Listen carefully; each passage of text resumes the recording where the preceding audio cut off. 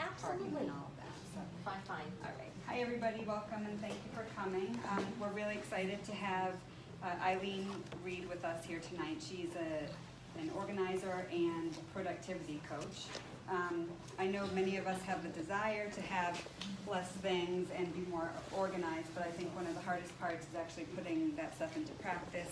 You can watch the new Netflix show with Marie Kondo, and you can listen to her tell her how to tidy up your home, but how do you actually apply those skills?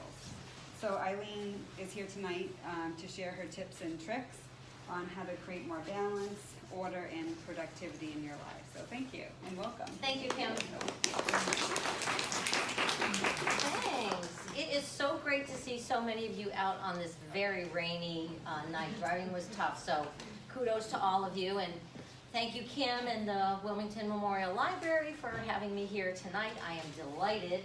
I am Eileen Reed, and as Kim said, organizing and productivity coach. I'm so fortunate to have my passion be my profession. And really what I do for my clients, both business and residential clients, is I inspire, guide, and coach them to learn how to thrive in a life free from clutter, chaos, and distraction. You know, a lot of us are just kind of surviving, we're just kind of treading water, grinding through. And I happen to think that, you know, surviving is okay, but thriving is where it's at. Okay, anyone agree? Mm-hmm. All right. So a couple of things. I'm all about, the name of my company is Simplified with Eileen. I believe in simplicity. I believe in a simplified life. I believe that less is more. I believe that a simplified life actually allows you the freedom to create a very joyful, deeply meaningful, and abundant life. It's not about less. It's not about nothing. It's not about just, you know, that M word that we sometimes hear, minimalism. It's not about just a monk with a table and a pencil. Like, it's so much more. Really what it comes down to when I work with my clients, really the core of it is, what's enough? What's enough for you, for your life, your family, your business? Because it's not so much about the organizing, it's what are you organizing? And trying to arrive at what is enough for all of us is really where it starts. So we're going to discuss that in length tonight. But in the meantime, this whole simplicity thing, just to let you know, I wasn't born this way, okay? I had to work at it. I actually, for starters, I wanted to be a French major, okay? My dad was born in France and lived there for a few years of his first few years of his life. And I loved the language. We would speak French at the dinner table. We called his parents grand-mère and grand-père. So I was really fascinated with it. And I was very fortunate in my sophomore year of high school to be able to go to France. That's me, Wayback Machine. Very fortunate to be able to go to France for a month, go to school and live with a family. And it just fascinated me even more. When I look back on it, that experience living with a family, I think what really spoke to me is just the simplicity of their lives. Like their living space, very uncluttered and designed for people, not things. Has anybody been to France? Yeah? How about their kitchens? Tiny, like super tiny, like you could stand in one place and revolve the whole thing. So they didn't have a lot of storage space. And the mom would go out and shop almost every day at the cheese shop and the bakery and the butcher. And so they didn't have to worry about storing things, and everything was fresh and delicious. I also noticed that they had just a few clothes and they wore them over and over. Their closets were tiny too. I also noticed that they walked a lot. In fact, the family had a car, and the entire month I was there, they drove it twice. Once to pick me up from the airport, and the second time to drop me off at the airport. So it was a very simple life, and it resonated with me. Simple, efficient, and minimal, yet full and rich life at the same time. So that had me, I wanted to be a French major. So when it came time for college, somehow I was convinced by everybody around me that, you know what, business would be much more practical. So 4 years later, I graduated with my business degree, and I quickly found myself just swept up into the corporate machine. I don't know if anybody can relate to that, but I mean, I was working crazy hours. I was a salesperson for a software and IT consulting company. Busy, I made crazy money. 6 figures year over year. It was unbelievable. Won trips and awards and had great relationships with my clients. In fact, this is a picture of me in the middle there. My first year with the company, I won Salesperson of the Year award, but kind of looking back, I was especially motivated because the prize was a trip for 2, all expenses paid, to Paris, France. So it was a little thread there. So we just, buying all the things you're supposed to buy when you're making all that cuckoo money. My husband and I just, overdoing it. And I remember distinctly on one of the trips we won, it was to Aruba. Who's been to Aruba? Right? But like the most perfect breeze in the world, right? So I can picture us this one time, we're sitting on the beach and it's a super warm day. The sun is dancing on the water. We're sitting on a real cushy lounge chair underneath a little thatched hut. And there's a steel band in the background and that perfect breeze is blowing. We got our strawberry daiquiris, cool and refreshing. And I look at my husband and I said, man, this is the life. And for about 5% of the time, it was good. But really where I found myself 95% of the time in that corporate machine was so stressed. I tell you guys, I was so stressed, I would grind my teeth at night so badly that my dentist had to give me an appliance to wear to help me stop grinding. You familiar with those? I had high blood pressure. I suffered from killer migraines for years. I remember a couple of times going to my doctor in like my 20s and 30s because I had a racing heartbeat. I thought I was having a heart attack. I gained a lot of weight. I became very inactive. And like I drifted away from friends and relationships just because, busy.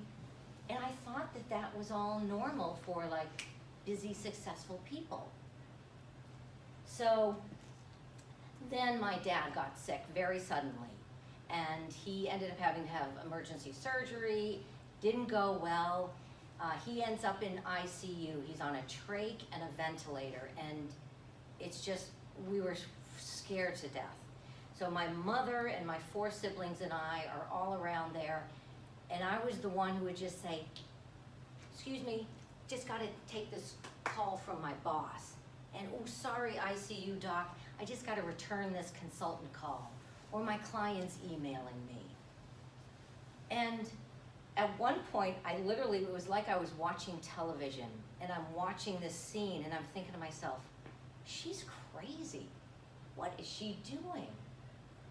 And like, that's where life just takes you totally off focus of what's really important. And what really was important at that time was being there with my dad and my family. And at that moment, I knew that something had to change. I knew this was not what life was supposed to be. So after 20 years with my company, at the high of my high, I walked away. I gave my notice and I quit. And I have to tell you, I love the life I've created. I started Simplified with Eileen, and more importantly, I simplified my life. And I just want to share with you all those lessons that I learned along the way. Like, we gave things to friends and family, things that were just sitting around, we weren't even using. We donated a ton. We had 2 yard sales. I also started getting more active and feeling better, eating better, more healthy, and moving more. I reconnected with friends that I had drifted away from, and it was amazing. I also was able to be there more for my mom because my dad did pass away very shortly after that whole ICU stint. So it was really important for me to be present. Now you guys, I am not suggesting that any of you quit your job, sell all your stuff, like not at all. I just wanted to share with you my path, my journey, what's brought me here in front of you today. And also, I do want to suggest that you do listen to those whispers from your soul, and sometimes they're screams from your body, and really consider a more simplified life. Now, does anybody remember a show called Clean Sweep? It was on TLC a couple years ago. I know, right? Cute Australian guy, Peter Walsh, the host. XO, I've met him. So what he says, he's kind of like an organizing industry guru, and he says, clutter is not just the stuff on your floor. It's anything standing between you and the life you want to be living. It's pretty powerful. So what I'd like us to do just now for a moment is think about what are some of the other kinds of clutter, life clutter, other than the stuff on your floor. Anybody want to shout out any thoughts or ideas? Other kinds of clutter. In your head? Head clutter. Ooh, that's, gotta declutter that. Absolutely. Papers. Paperwork. Paperwork, documentation, mail, file, Yeah. Yep. Yes. Things cluttering up your calendar, your time. Absolutely, that's such a, and time is so precious and so valuable. We have so little of it that, that can get very cluttered, absolutely. Could we also agree that maybe there's like financial clutter? Too many credit cards, not really getting, losing track, paying late fees, things like that. Yeah, so there's all kinds of clutter that enter into our world. So I'm all about simplicity, and when things are simple, when we have less, life is easier. And just to illustrate that point of how life is easier, I'd like to do a little exercise, and I actually need 3 volunteers, if anybody would be brave enough to come up here with me. 3 volunteers. I promise it'll be simple. Anna, yes, please come on. Come on up. All right. Now, keep it face down, please, and stand right here. And what's your name? Rachel? Rachel, face down. I need one more who's not scared. Come on up. Yay. And what's your name? Ashley. Ashley. Okay, so keep them down, face down. All right, the instructions are simple. All I would like you to do is there's a series of numbers on your pages. All I want you to do is connect 1 to 2, 2 to 3, 3 to 4. Connect them in order, okay? Any questions? As soon as you're finished, just say, done. All right, let's start. Get the glasses, Anna. Oh, yeah. You need the Jeopardy music. I know. Da, da, da. We have more numbers than me. It's okay. Are you finished? Are you finished? I'm done. You're done? Hey. Okay. I'm Still working? Yeah, 1, 2, auditory processing, you might have to repeat it again. That's okay. All right. I'm going to let you off the hook. All right. So why don't we just take a look? We'll start with Anna. So Anna took the longest. Again, there's no win or lose here, just to illustrate a point. Because I'm the oldest. And Everything takes longer. take a look. Let's take a look at what Anna had. Okay. Oh, yeah. All right. Okay. Now, Anna had 25 numbers, Yeah. but they were all like willy-nilly, scattered, not organized. That's my life. Yeah, right. Like a lot of people's life. It could even be like, let's say your closet. Like you've got 25 shirts and they're all over the place and you can't find the gray one. Blech. All right, so Rachel finished second. Here's Rachel's. Okay, same 25 numbers, but they're organized.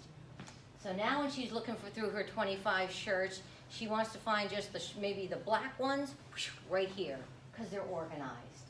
Getting out the door, making things happen. And Ashley had this one. All right, so less. Instead of 25 shirts, she has 10, her 10 favorite. The 10 she wears all the time. And she can easily find them, get out the door, make money, have fun, just so it's just easier, more simple, better when you have less and it's organized. Thanks. Thank you guys so much. You're brave souls. Yeah. Rock star. All right. Now that's all well and good, right? Blah, blah, blah, simple, yeah, easy, less, right? But our world, our culture makes it hard for us, all right? The messages we get are, buy more, buy bigger, buy more often. If 2 is good, 10's great. And the latest and greatest. What, you have an iPhone 6? You need the latest and greatest. You need the perfect one. Like that's what we hear from culture and from society and from marketing, right? So it does make it hard for us. A couple of stats to sort of bring this home.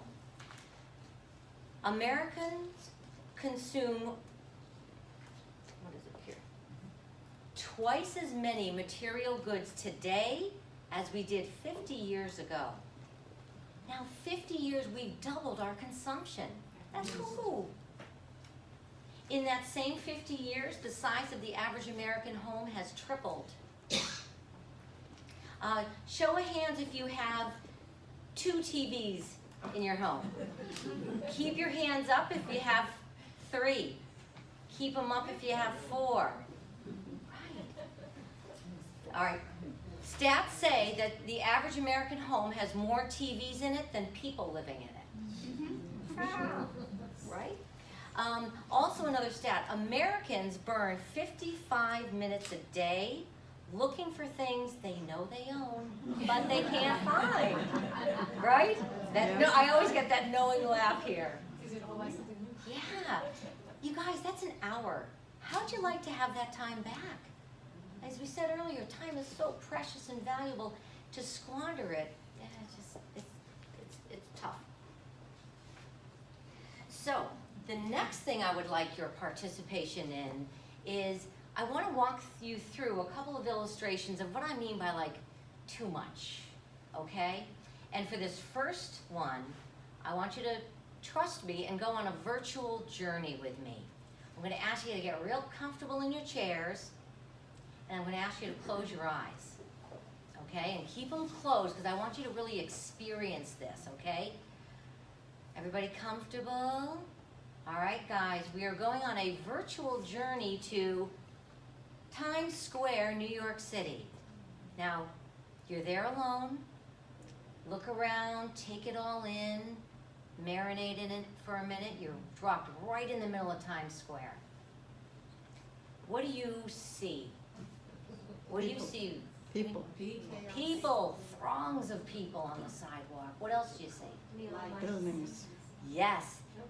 Guys, there are 6 square blocks in Times Square with over 100 blinking, flashing, scrolling, colored, digital mega billboards.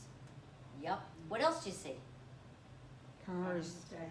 Yeah, a bunch of yellow taxis flying by. Exactly. Okay, now what do you hear? Beeping. Sirens, horns, loud. And you know what else you hear?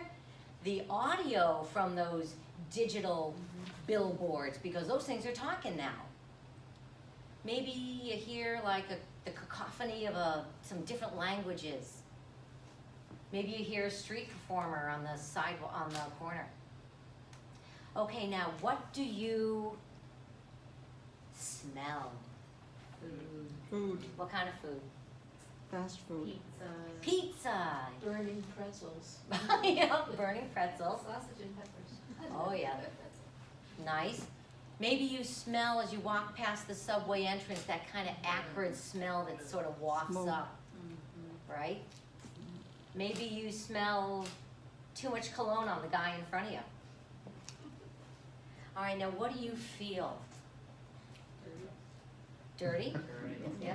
What else do you feel? Overwhelmed. Overwhelmed. Unnerved. Unnerved. Anxious, maybe? They love these. Uncomfortable. Uncomfortable. Kind of suffocating. Kind of like it's a lot. Great job, you guys. Open your eyes. Thank you. Now, all your senses were assaulted in this situation. And you know what? They're also assaulted in your everyday world, in your everyday life. Too much. Another example of too much is in our own homes. Like, this is television today. What happened to just the one picture? Like, why do you have to have this whole ADD thing going on? You got this thing scrolling, the time is flashing, 2 other pictures, the guy's talking.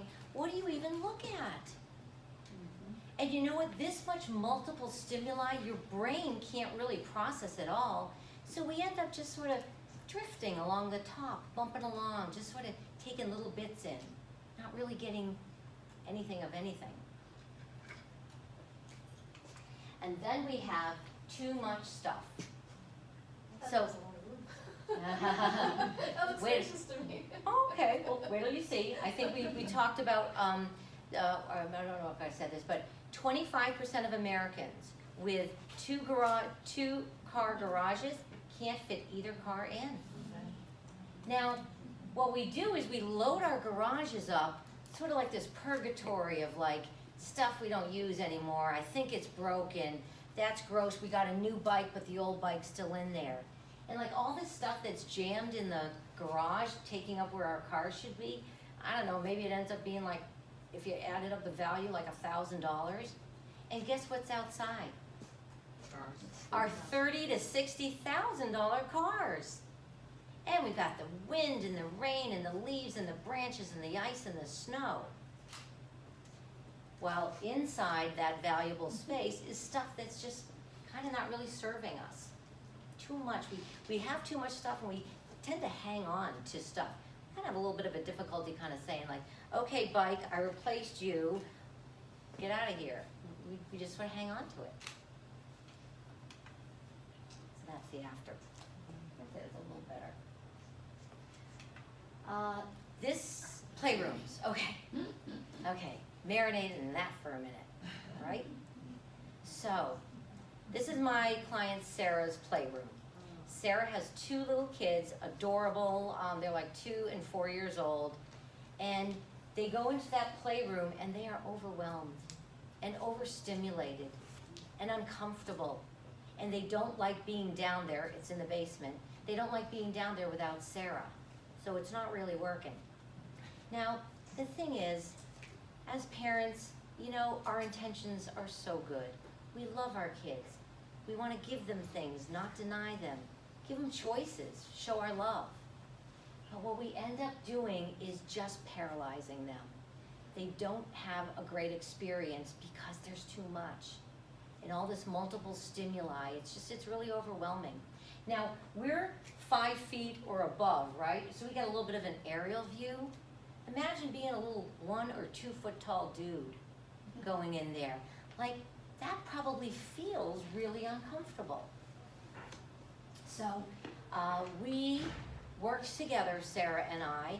We filled 1.5 carloads of my SUV to donate stuff. She sold a couple of the higher value things online, and the kids now play down there a lot longer. They play with the fewer things. They actually engage with the items longer, and they don't need her down there. That's the big win.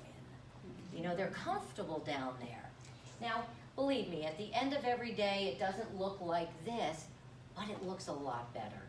And she's kind of told her family, like, hey, we're putting a kibosh on all the plastic and all the toys. Give the kids experiences. Now, what's really shocking is that in the U.S. has 3.1% of the entire world's children. 3.1%. The U.S. purchases 41% of the world's toys. I'm not a big math person, but to me that seems a little off. So, too much. And then the ideal of having it all, right? Like, this is Mariah Carey's closet. Like, of course I need the Gucci shoes and the designer bag and a closet full of black Lululemon leggings, right? So this ideal of having it all has us stuffing our closets and our dressers with things that in the morning it just paralyzes us. We get this decision fatigue syndrome. It's hard to make a choice when there's so many things. And here's the truth, you guys. We wear 20% of our clothes 80% of the time. We've got our faves, the go-tos. These pants, these little black little sort of pseudo leather things, I wear them to death. I love them. Sorry, not sorry, but you're gonna see me in these a lot. But I love them. And I bet in your heart of hearts, you know that it's true for you too, that you bypass a whole bunch of stuff in the closet because you got your faves. Costco, BJ's, Sam's Club, Now, you need pretty much a warehouse yourself just to accommodate this stuff. So, like, if you've got 6 or 7 kids, boys, like, this could be a good deal for you. But for the average family, you know, maybe you got 2 kids, 3 kids, it actually creates problems. 2 major problems. First of all, our homes, our pantries, our cabinets, they're not designed to accommodate the jumbo, colossal 40-pack of paper towels. Like, they're just not. So now you're like, okay, can't jam them in the cabinet, so maybe I'll go out and buy some shelves, put them in the garage, and that's where all the big junk will go. And P.S., your car's not getting in there, right? So the second issue with this is just the cost of waste. Because you go to these bad boys, and let's say the kids say, we love maple oatmeal. Yay, love maple oatmeal. So you go, and you're buying the 60-pack is the smallest they've got of maple oatmeal. And they eat it for about a week, and there's 4 gone from the pack. And now all of a sudden they're like, I am so over maple oatmeal. I'm into smoothies or egg sandwiches.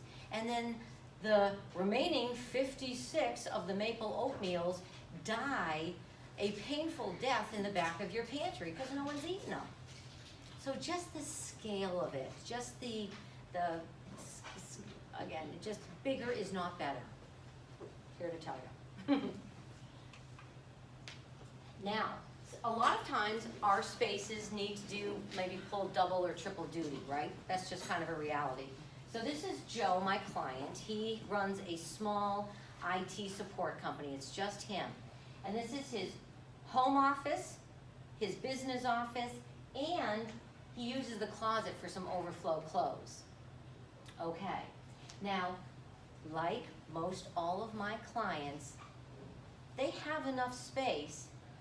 This is a 3-part giant IKEA desk system. It's awesome. It's probably the nicest one I've ever seen. Very generous, loads of storage. But it was all jammed with old stuff.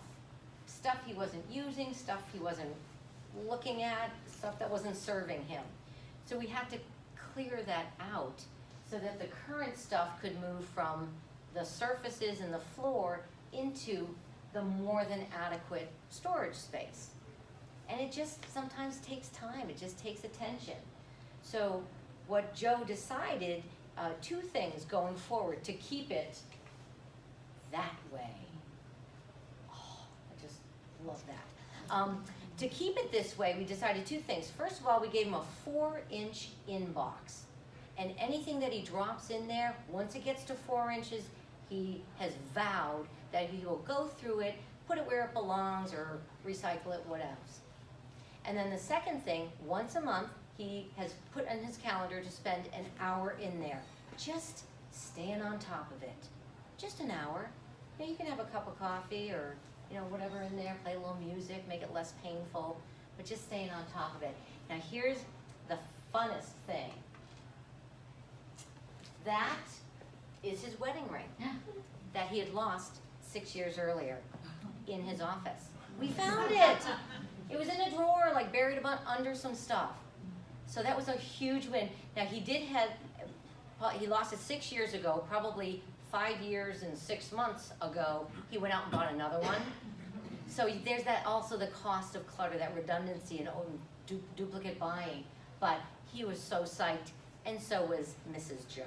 Very excited. So I find great things. We find, you know, birth certificates, money, cash. It's so fun. Gift cards. Yeah, exactly. So again, our culture, our world, making it kind of hard for us, giving us all these signals of buy more, develop habits to go every week to Costco, and develop the habit to buy big. And at the same time, we also have some kind of older habits that maybe we learned from family or friends and stuff, you know, just about stuff.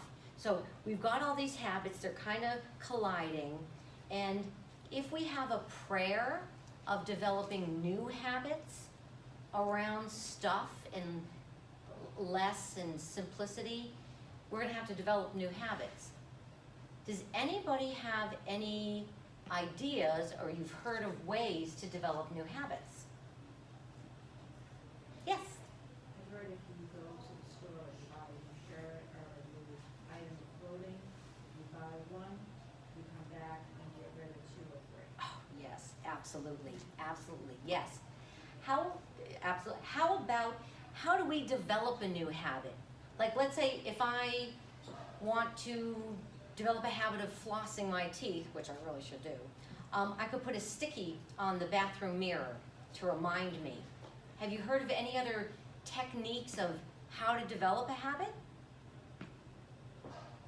Anyone here, the 21, go ahead, I Rachel. was just gonna say, you can put the reminders in your phone. Yes. That, you know, come off at certain times, and you can do this. One of my friends has a reminder to go to bed, because she I stays love up that. too late. So Yeah, let's use technology, right? Yeah. Sometimes I've heard, like, if you do something for 28 days, every day it builds a habit. So there's a guy I know, Peter Martoni, he works at Atlantis Wellness Center in Wakefield, and I listen to a lot of his talks. And what he says is, in order to change your habits, you have to change your beliefs. Your beliefs, that core nut there, that's what's going to really allow you to change a habit. Because if you don't believe really in your heart of hearts that going to bed at 11 o'clock is a good idea, no matter how many reminders, you're not going to get that habit, because your belief system is stronger.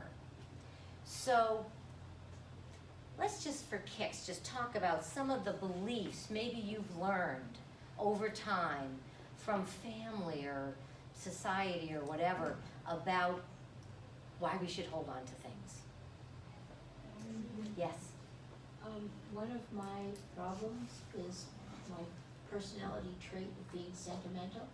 Mm-hmm. And I feel that when I get rid of something, I'm getting rid of all the memories attached to that. Yes. So that's the main reason why I still have my prom dress from my senior year in high school. Mm-hmm. I can't get rid of them. Yeah. So you probably have pictures of yourself in the prom dress. I do. Yeah. Which should suffice. Yeah. Because what's the cost of holding on to your entire past and just dragging that with you? What happens is you really can't really be present, because you just have this in your wake. You're just all this stuff, the prom dress and the yearbook and the marriage cake topper and all that kind of stuff. And your So- report cards. Oh, your report cards and every little drawing you did that your mother saved for you. Yeah, so just really think about, you know, if I have other ways to, well, first of all, it's in here and it's in here, and that's never going anywhere. But yeah, that's a tough one, sentimental. What other things have we been told about why you should hold on to The things? children will want them. Yeah, gee, how's that turned out? No. Right, yeah, on paper, absolutely, these kids should want this, they produce this, this is their thing. But it's very different generation these days, and they're not into it, no. Yes, you had something, Murphy's Law, the minute you throw it out, you could use it. right, I might need this. Yeah, it could come right, in handy. someday, yeah. Yeah. My friends, there are 7 days in the week, and not one of them is called someday, okay? So, like our friend here who's lugging her entire past with her, if you are glomming onto things for what if, maybe, possibly, I don't know, I could maybe need it for the future, where are you? You're squished between past and future, and you're not living for today. You're not allowing things in your life, in your space, in your heart, everything for today, because you're just weighed down by the past and the future. And you know what? We also live in a very different world. Like back when our parents' you know, it might not have been easy. We're gonna hold on to it because we're not going to town until next month, you know, in the horse and buggy or whatever. But now, what do we do if we want something? Amazon Prime members, throw it up. Let's see. Yeah. You can have it tomorrow. You can go to Walmart, you can go to Whole Foods, you can go anywhere and get it. Anything we want, we can get anytime we want. So that instinct to stockpile for the future, unless it's something, you know, big, whatever, but it becomes less relevant. Yeah. So sentimental, the kids are gonna want it, past, future. It might be valuable. Oh, it might be, okay. So, I work with especially seniors all the time with going through their homes and downsizing. And here's the thing, just because you paid a lot for it in the past, expensive in the past does not equal valuable. What you paid in the past, you cannot change. It's done.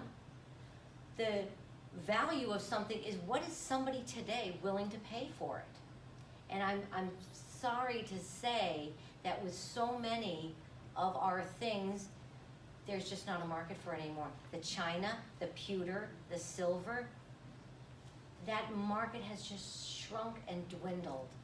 So if you had something valuable that you paid for and you enjoyed it and it worked for you in your life and you used it and it brought you joy, what more can you ask for from a thing? Like, all right, check, job done, it did its job. So, you know, there are always exceptions, okay? You know, you might be able to sell it.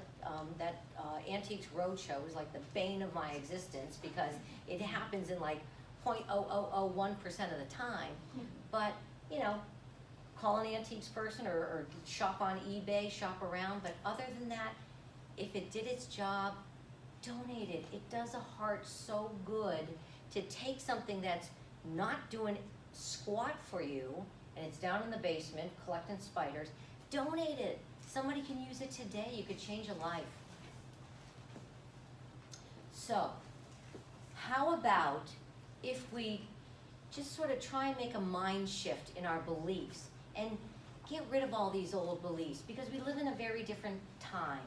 How about if we consider adopting a belief that says, if this thing, person, obligation, job, whatever, if it's not serving me, my space, or my life today, I'm gonna let it go. Because I can't hang on to everything. And there's still so much of life to be lived, right? More things will come in. You know, kids, grandkids, you know, other experiences and stuff. So if it's not serving, just have that be as a little mantra as you go through things like, why am I holding on to this foot spa that's still in the box? My daughter gave it to me 10 years ago, I've never used it. Like, it's taken up space. So if it's not serving me, my space, or my life today, let it go.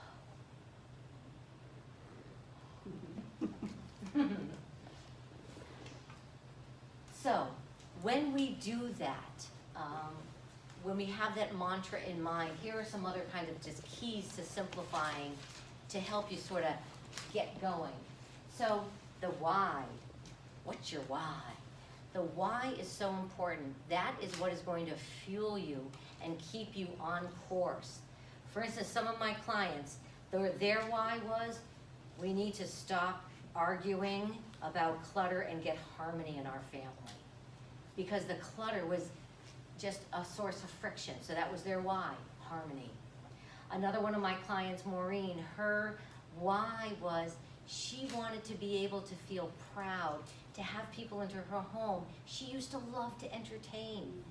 It was one of the things that brought her great joy, and she stopped doing it because her house was too cluttered. So that was her why.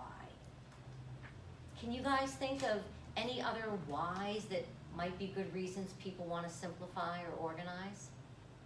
You feel better. You do feel better.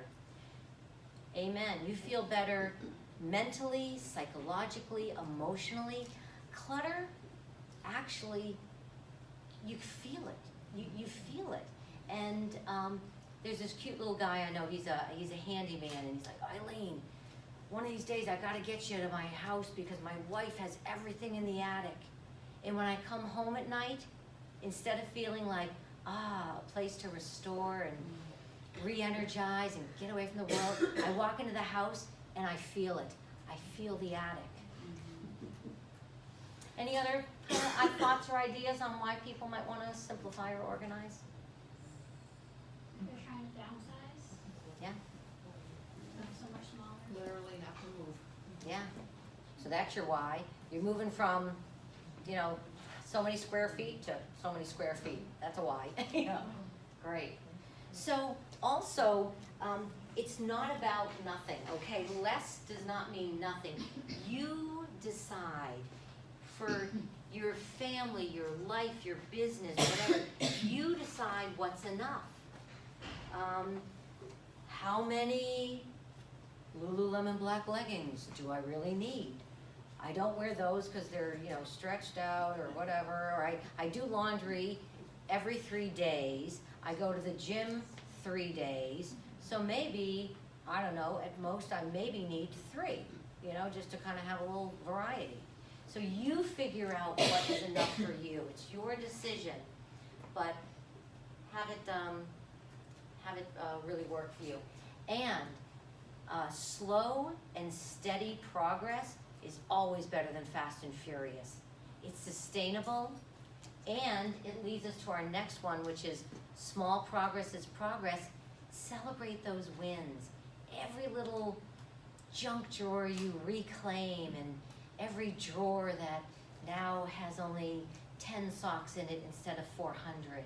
Like, celebrate. Or how about a drawer that now has nothing? Oh my God, there's nothing more intoxicating. An empty drawer, an empty shelf. Oh. That's nirvana. Yeah. Yep, thank you, Anna. What was I going to say? Sorry. No, it's okay. Oh yeah, and the thing is, there's no period at the end of simplifying and organizing, okay? It's a journey. It's a path. It's a process. I have continued to simplify these last 10 years. I revisit spaces, and my criteria is always so much more ruthless.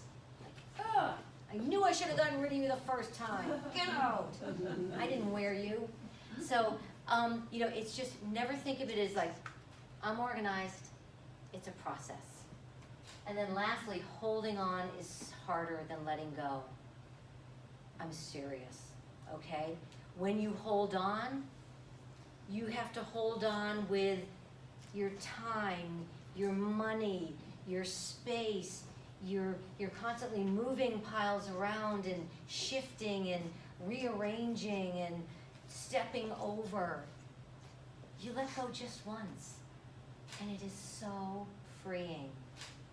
Letting go is, holding on is so much harder than letting go. And not as much fun. What's that? Holding is not as much fun. No, it's not. It's work. It's absolute work. I'm telling you, you're just managing it. and I'll tell you a story about one of my clients when we get here. So, and then what do you get when you simplify? Oh, how much time do we have? Because I could talk for 4 days. Do we have enough time?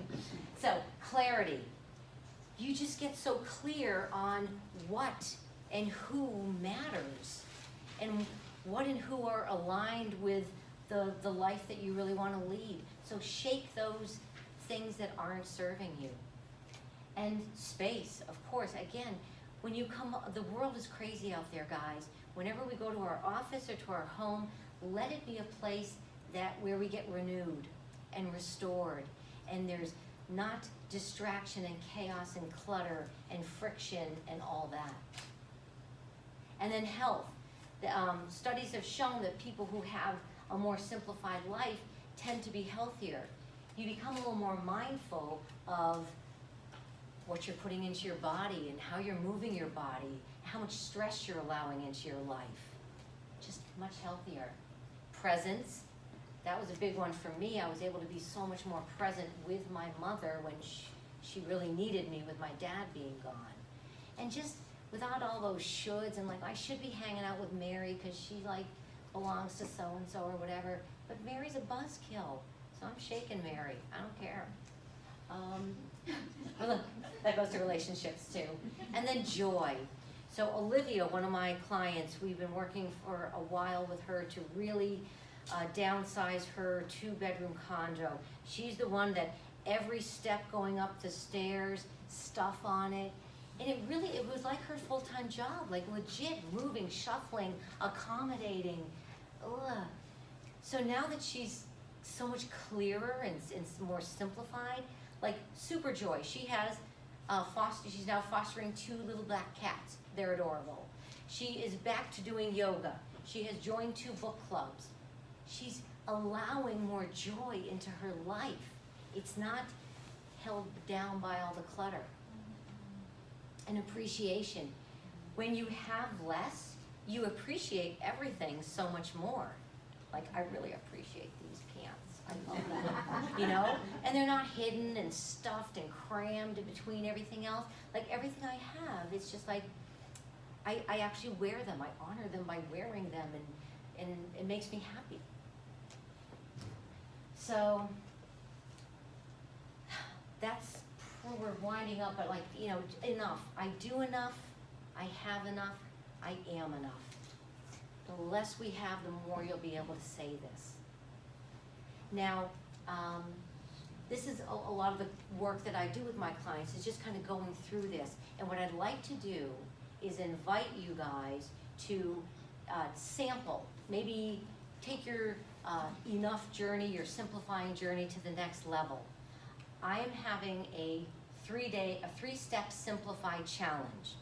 It's going to be awesome, and I want to make it available to all of you for free. It's normally a paid thing, but if you're interested, all I'd like you to do is just pop on with your phones or write down my email, my website address.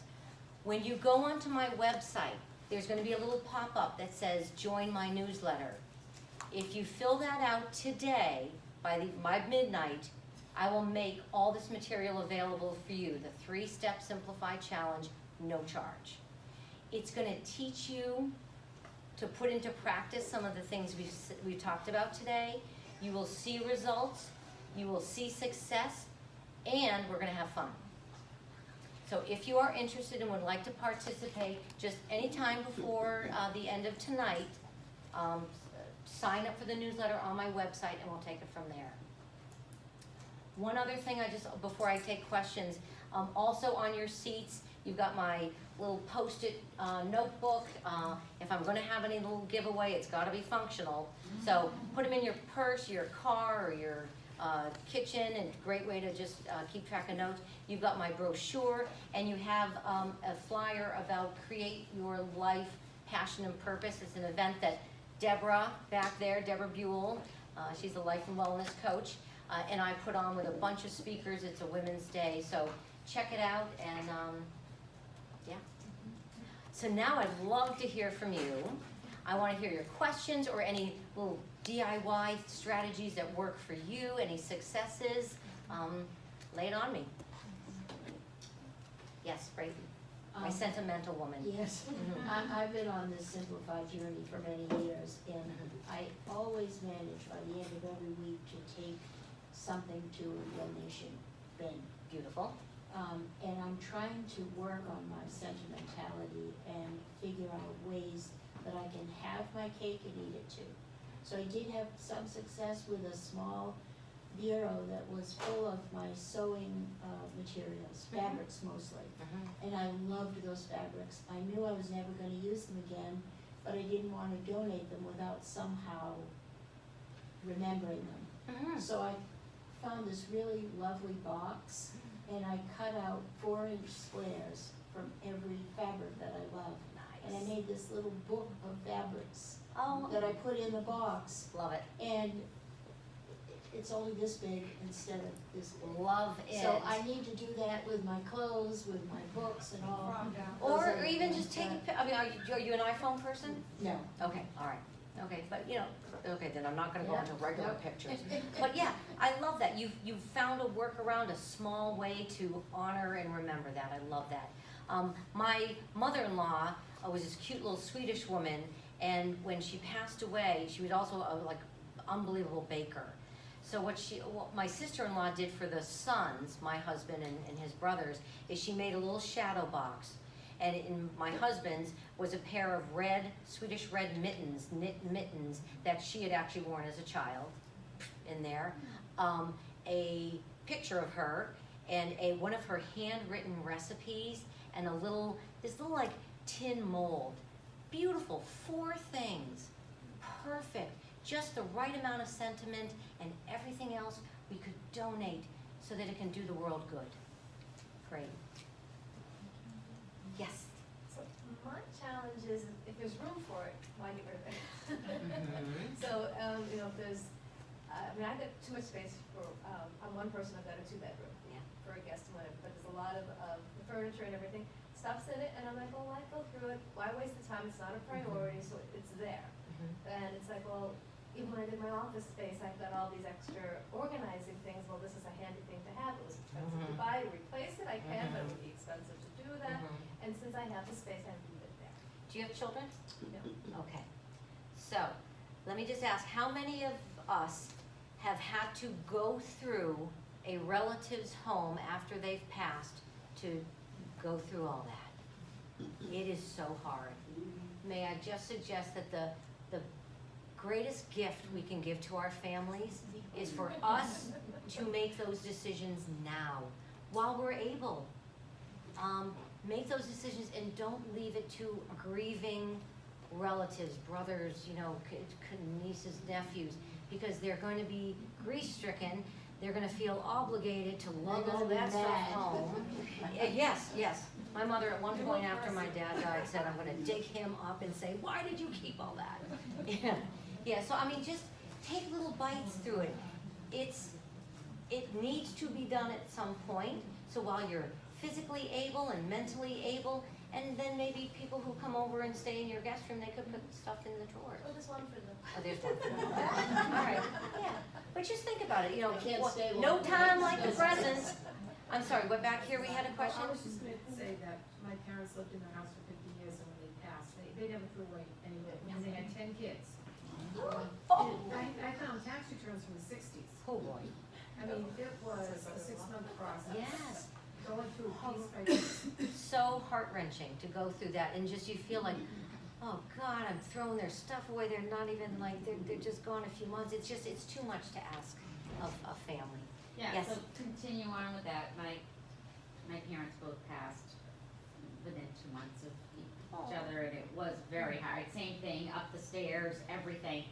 But my mom would never throw away the address labels that come in the mail. Oh, the free ones, okay? yeah, that you paid nothing for. I'm like, oh my, so that stuff was easy. Yeah. And then I got home, and I opened up my drawer, and I had Don't the I? address labels, and I was like, that's it. Yeah. I am not gonna turn into my mother. Yeah. Who even uses address labels anymore, other than like, now I use them to like, okay, this is my phone, Yeah. don't take it, you Yeah. know, we're. But we talking pay a with lot, kids. like life has changed. things have become kind of obsolete, you know, that it's true. I mean, we play a lot of things online, we don't even have to send in checks with bills for the most part. But the hardest part is my mom would make handmade doilies and afghans and Oh. blankets and I feel ya. so what do you Take a page from her book.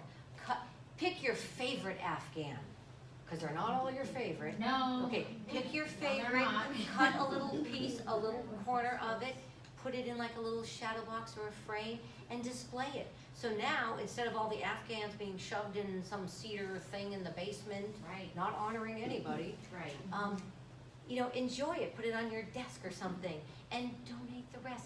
Let those Afghans warm somebody. that's exactly You know, do the world good. yeah Yes, Rachel. One thing that I found really helpful in terms of donating things is for people who are on Facebook, there's a group called Everything is Free Wilmington for Wilmington residents, and you can post things if you have them, and someone will come get it from you, literally, so you don't even have to drive it. Yep. And you know that it's going to an individual person who really wants it.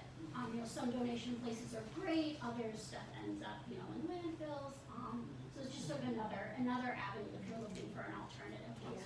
Recycle, trash, nothing, there's crazy, a lot of things you can. Yeah, there's post free in cycle, there, is that the Free free cycle and cycle? trash There's nothing. porch something, I Oh, think, really? you know, like Next you just door. leave it on your porch and you just say, I'm leaving it on my porch and, or at the curb, and people will take it, yeah.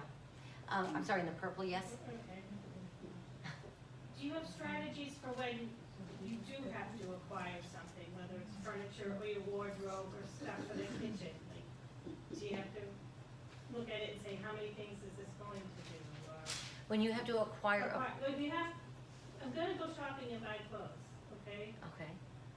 Do you have strategies Oh, okay. to not buy as many, or what should I, like, what qualities or what functions? Yeah, so I liked what you said earlier, which is when you go shopping and you bring something home, new thing home, two gotta go. Okay. Two gotta go. That's just, it is what it is. And just be, you know, here's the thing. Here's the thing that will help you. It's the hanger test. In your closet, it's great to do at the beginning of the year. In your closet, the hangers normally go like this. Turn them all around. Get those hooks facing you the weird way. And you can only put the garment back in the right way when you've legit worn it. Not tried it on and said, no. No, you gotta wear it, put it back in. And in 1 month, 2 months, 6 months, your closet will tell you what you're not wearing, because they're still facing out looking at you. So, and that'll prove that 20-80 rule that we wear 20% of our clothes 80% of the time. So try that. You can do it with shoes too. Point all your toes of your shoes out, and when you wear them, toe pointed in. And again, you'll just see like, oh, I thought I loved you, I'm not wearing you, you kind of hurt, let's face it, you know, on paper you were great, but, you know, you're just taking up space. Yes, so and then I think you had a question, right? Actually, it's a tick, but I don't know how many parents are here. I too have been simplifying since the death in the family. It's awful going through 2 houses. But I, as a parent, have saved everything through the years, all the report cards and all that stuff. So what I've started doing is going through it and keeping what will fit in 1 scrapbook per child. I have 2 girls. So whatever will fit in that 1 scrapbook, that's it, and the rest goes. All right, so it's a limit. thoughtful about what I keep in. Yes. Do I really That need lets the cream rise to the top, because there's also a saying, when everything is special, nothing is special. Like, how do you even know? You can't even tell. So I like that, yeah. It probably takes some time, but it's worth it, and It's a then fun you've got no project, too. regrets. Yeah, a lot of smiles. It is, it's kind of fun when you sort of walk down memory lane, like, oh my God, I remember that, you know. Yes? I had one from my 2 daughters, and they, the same thing, I had saved different pictures and artwork they did. So I took a picture of everyone and then the year that they did it, just in a small little photo album. Mm-hmm. And one year I gave it to them, you know, for Christmas, and they were like, oh, you saved, first of all, you saved that from kindergarten to first grade. I got rid of it. Uh-huh. Made the little, and they still keep it to this day. 'Cause That's I went awesome. through it, and that was their childhood, and it was just the little tiny little album. Yeah, that's great. Yes, Even getting a little smaller, we're starting to take our photos, sort through them, and the key photos, put them on a flash drive. Yes. We have one for each child, so it's gonna be their life on a flash drive. so Because they good, really, so good. I have tried to show them, look at this, Uh-huh. yeah, that's nice, Mom. Yeah, And life goes on, and I Yeah. realize they don't want it, I don't need to hold on to it. yeah. Photos, that's a big one, man. That's I like the know. mother Photos. load. Typically, that is like the last project we tackle with a client as I'm going through the house. It's like, we gotta build that chuck muscle, we gotta build your gut reaction of like, no, yes, no. You know, it really takes, and it takes time. Yeah, But that's a it's project. necessary, boy, so many people have so many photos. It was the thing, it's what we did. And you know, you open the thing, and you pull it out, and there's like 4 people are blinking, 3 are Yeah. blurry, Yeah. and then we always got the duplicates, the double sets. You Oh, get 'em, yeah. right? Oh, what were we thinking? Yeah, yes, I just wanted to thank you for your illustration of the person dragging their past behind them and, sort of reaching for the future but not looking for today. I just Yeah. thought that was really powerful and pretty. thank you, thank you. It's true, guys. We all we're guaranteed is today. Let's milk it. Let's get every drop out of today and be free from all that, because it still stays with you, you know, even if you're not physically holding it. Yes. And just one tip that I found, and I think most of us probably know this, if we ever had a gym membership, is if you don't carve it out, to be doing something at that time, to be at the gym at a certain time, Yes. whatever, we don't. do Schedule it.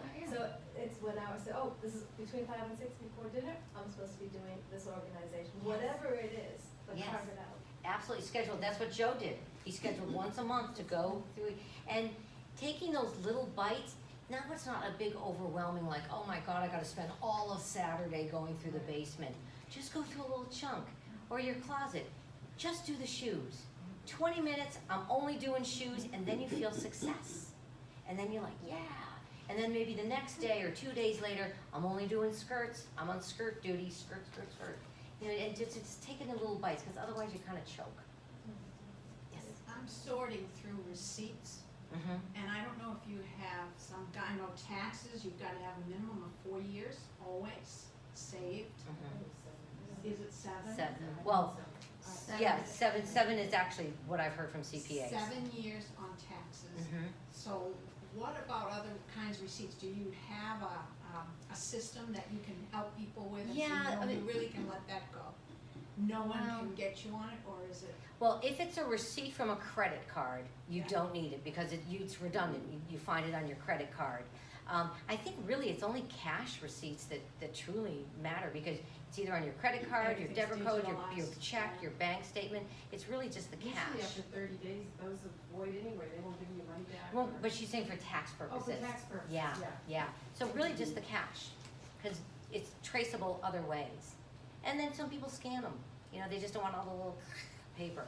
So you just like smack like 5 on them on the thing and scan it. How about National Grid or? Oh. All your utility stuff. I don't Nope, care. they No, have it. none of that. That If would you be all ever- digitalized now too. Yeah, if you ever, first of all, do as much Paperless. online, paperless. Oh, game changer, total game changer. And auto All pay. that stuff, yeah, auto pay, like if it's, National Grid and you're on the sort of the budget program and you know it's gonna be $104 a month, auto pay it. Just you don't even have to think, it's like so awesome. But you can totally get rid of those bills, because if you ever needed like, gee, I'm really curious, or someone's looking for September of 2017 National Grid bill. National Grid, can you just, or go online? They have it. We don't have to.